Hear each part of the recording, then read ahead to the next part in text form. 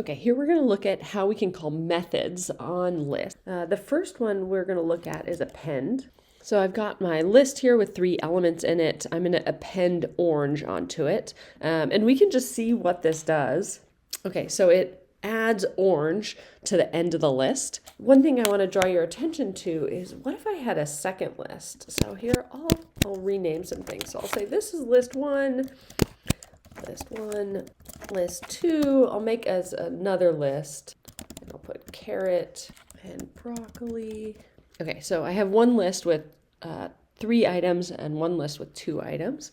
Now, instead of appending orange, what I want to do is I'm going to append list 2. So I'm going to rerun the code there. And actually, this is fun. Look, I'm like, oh my gosh, why didn't the code run? Because I'm not seeing any changes. Like, I'm not seeing carrot or broccoli in my output. Maybe even pause and see if you can figure out why. It took me a while to figure out why, but check it out. I'm printing this list, but I renamed my list. What I really want to be printing out is list 1. So let me run that. Okay, so here what I think is really interesting to point out is append adds the list as the last element. So I'll comment this out, and I'll comment that out. And if I say list1.append hi, then you can see it ends as the last item. But if I say list1.append list2, oh gosh, there I've got some sort of spaghetti code where I've got a bunch of stuff going on. Okay, there we go. Then instead of adding hi directly there, it adds that list to the end. That's usually not what we want. Usually we want to extend it, and then I think that's the one that will add it to the end like we want. So these can be something to play around with. Let's see what other methods we've got.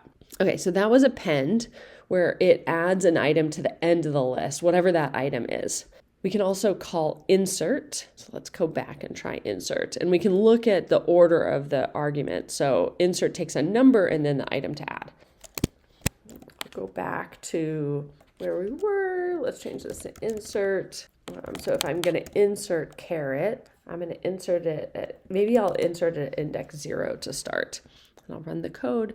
Okay, so inserting it at 0 puts it as index 0. If I put it at 1, yeah, it scoots everything else over, puts it at 1, put it at 3, it adds it there to the end. What happens if I put it at 4, which is beyond, right? Because the last index here is the length minus 1. It still actually just puts it at the end. So if I put 400 there, oh yeah, it still just puts it at the end. When you're learning a programming language, it's really important to try and experiment with things like that to try and understand what happens. Oh, and here's extend that we looked at, and they'll be added to the end of the list. Here it says any iterable. We'll be talking about those other types of things like tuple sets and dictionaries later on. But the big idea is that we can extend lists with other lists and some other things that are collections like lists, where they have a bunch of different items. Okay, let's look at removing list items.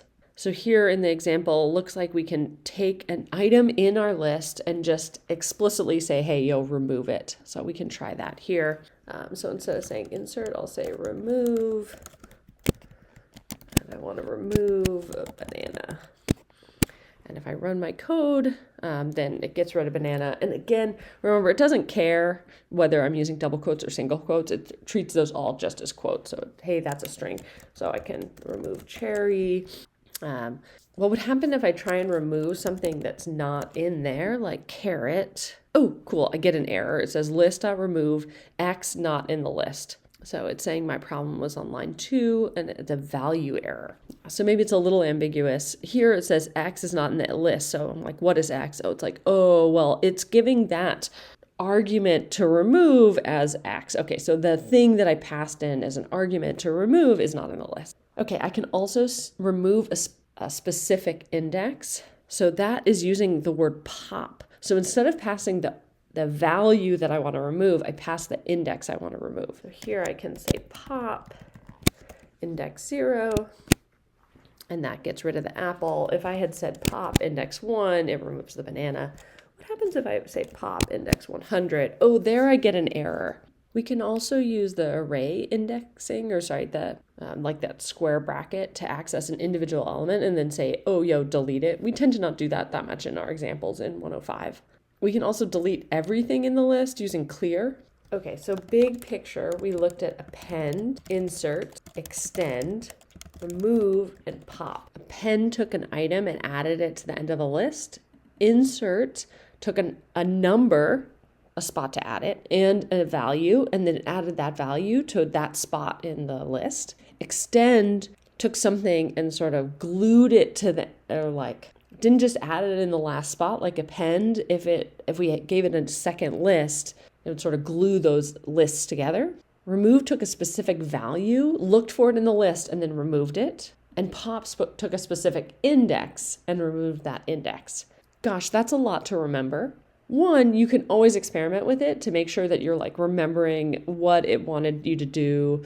You can always test things in Jupyter Notebooks. You can also go and look at the handout we provide. So if I look in this practice exam, so I can always look at this Python language documentation. And we also have this reference sheet. And in that reference sheet, let me search for remove. Okay, so here we have a bunch of these. So we have pop, append, remove, insert, and I'll update this to add extend.